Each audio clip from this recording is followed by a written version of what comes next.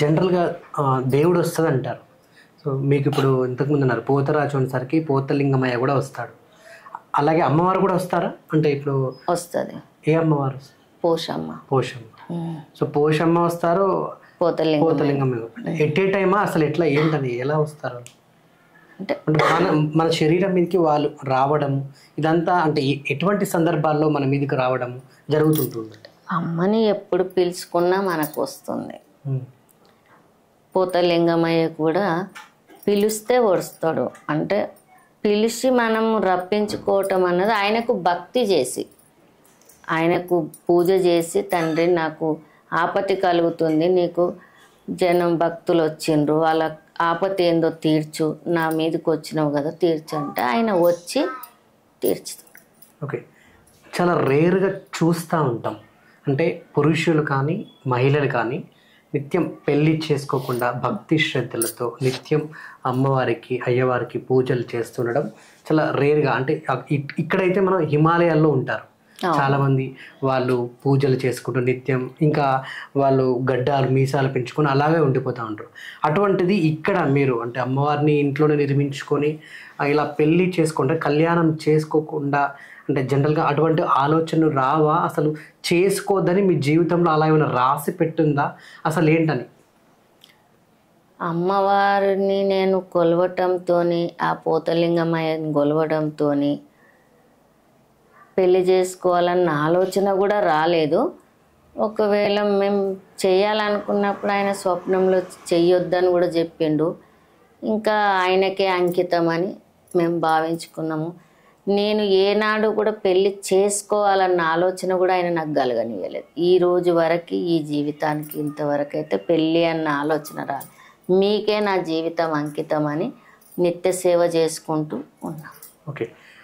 చాలామంది వేరే వేరే జిల్లాల నుంచి, మండలాల నుంచి, వేరే రాష్ట్రాల నుంచి కూడా మీ దగ్గరికి మంగళవారం, శుక్రవారం మిగతా రోజుల్లో కూడా ఎక్కడెక్కడి నుంచో ఇక్కడికి వస్తే మాకు ఎటువంటి కష్టం, ఎటువంటి నష్టం, ఎటువంటి బాధ ఉన్నా, ఎటువంటి ఆర్థిక ఇబ్బందులున్నా ఒక మనిషికి అంటే ఫిజికల్‌గా, మెంటల్‌గా ఏదన్నా ఇబ్బందులు కలిగినా కూడా అవి తొలగిపోతాయి అనే నమ్మకంతో మీ దగ్గరికి ఎక్కడెక్కడి నుంచో వస్తూ ఉంటారు.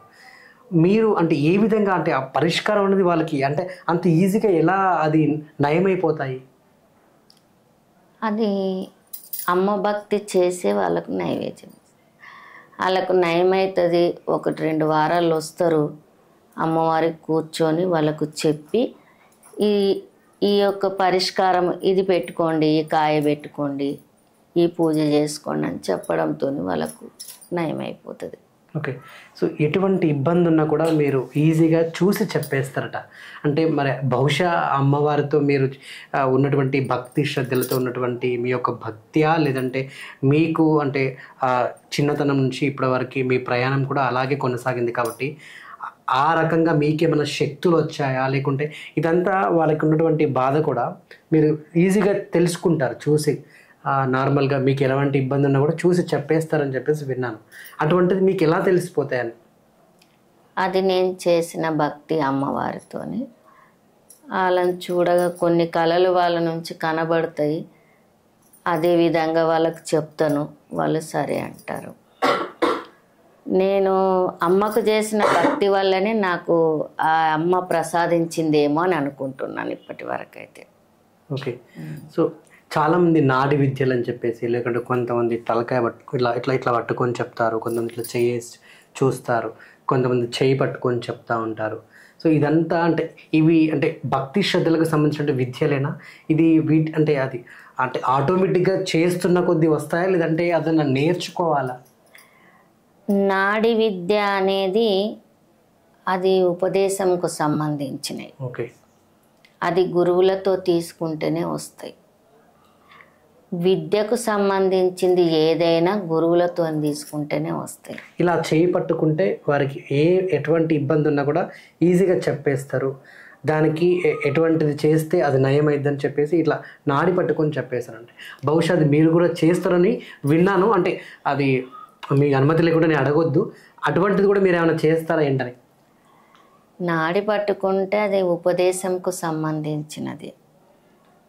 దాని ఉపదేశం గురువుల దగ్గర తీసుకుంటాము. అప్పుడే పట్టుకుంటే తెలిసిపోతుంది, సో ఎటువంటి ఇబ్బంది ఉన్నా కూడా తెలిసిపోతుంది. అది గురువుల నుంచే ఉపదేశం. దానికి పరిష్కారం కూడా మీరే చెప్తారా వెంటనే? చెప్పేస్తాను. సో ఎటువంటిదైనా కూడా ఎటువంటిదైనా చెప్పేస్తాను. అంటే నాకు ఒకటి అంటే అర్థం కాక అడుగుతున్నాను, ఇంత సైంటిఫిక్ జనరేషన్లో కూడా అంటే మనకు డాక్టర్స్ ఉన్నారు, మానసికంగా అంటే శారీరకంగా ఎలాంటి ఇబ్బందులు వచ్చినా అంటే జబ్బు లాంటివి వస్తూ ఉంటాయి, కొంచెం చేతులు పడిపోవడం, కాళ్ళు పడిపోవడం, నోరు వంకర పోవడం, మాట రాకపోవడం, చాలామంది ఆ పూజారికి ఈ పూజారి దగ్గర తీసుకెళ్తూ ఉంటారు, పూజలు చేస్తూ ఉంటారు, హోమాలు చేస్తూ ఉంటారు, యాగాలు చేస్తూ ఉంటారు, యజ్ఞాలు చేస్తూ ఉంటారు.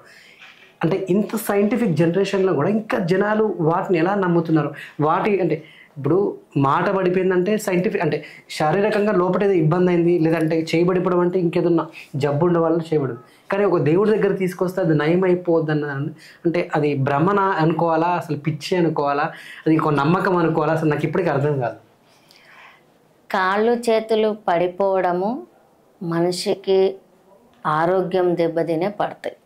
మీరు అనుకున్నట్టుగా లోపల ఏదైనా జబ్బు ఏర్పడే పడుతుంది. కానీ కాళ్ళు చేతులు పడడానికి ఈ యొక్క శక్తితో తక్కువ చేయటము, అమ్మవారి భక్తితో కూడా నయం చేయొచ్చు. రెండోది, సంగీతంకు కూడా ఒక శక్తి ఉంది. సంగీత పరంగా కూడా కాళ్ళు చేతులు వస్తాయి పడిపోయినాయి.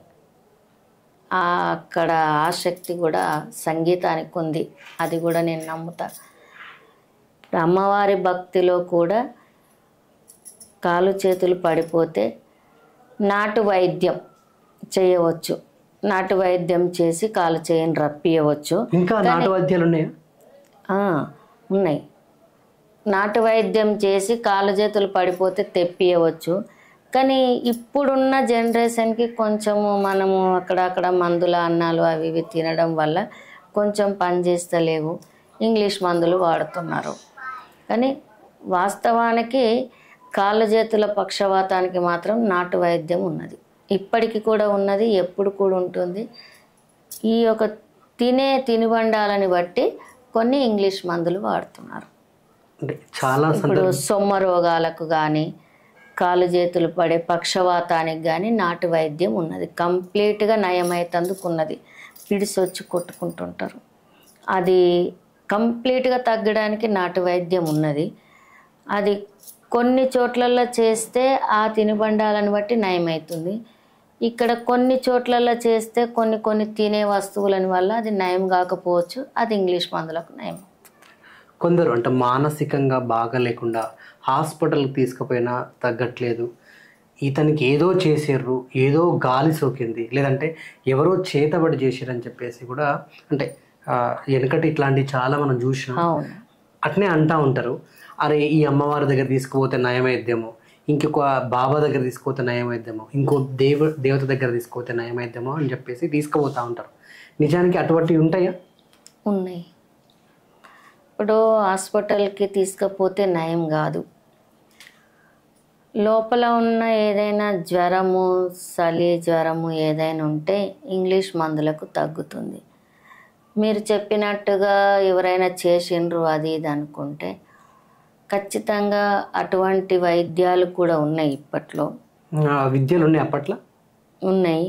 ఇప్పుడు కూడా ఈ జనరేషన్కు కూడా ఇంకా విద్యలు నడుస్తున్నాయి, అది విచిత్రం. వాళ్ళకు హాస్పిటల్ ఎంత చూపించినా తగ్గదు. ఇంకా ఇలా మాలాంటి శివశక్తుల దగ్గరికి కానీ బాబాల దగ్గరికి కానీ కొంచెం దైవ విద్య ఉన్న వాళ్ళ దగ్గరికి పోతే దానికి చూసి ఆ విరుగుడు చేస్తే ఖచ్చితంగా ఆ మనిషి నయం అవుతుంది. కొంతమంది అంటే రోజులు గడుస్తున్న కొద్దీ కాలు పడిపోవడం, చేయి పడిపోవడం, సరిగ్గా తినకపోవడం, మానసికంగా అంటే అవతల వాళ్ళతో సరిగ్గా మాట్లాడకపోవడం, అంటే క్షీణించుతూ వస్తూ ఇంకా ఏదో ఒక రోజు చనిపోతారు. ఇదంతా అంటే చేతబడి చేయడం వల్లనే చనిపోయాడు, ఒకేసారి కాకుండా రోజులు గడుస్తున్న కొద్దీ ఇట్లా జరిగి చనిపోయాడు, అది ఎవరో చేతబడి చేసారు అని చెప్పేసి అంటారు. చేతబడి అట్లా కూడా చేస్తారా మనిషి చనిపోవడానికి? చేస్తారు. చేతబడి చేసేదాన్ని కనపడదు, అది కనపడకుండా మనిషిని కృషిస్తారు. మొత్తం లోపలనే వాళ్ళు కృషిస్తారు. అయితే బయటపడకుండా మనిషి నాశనం అవుతుంది అది.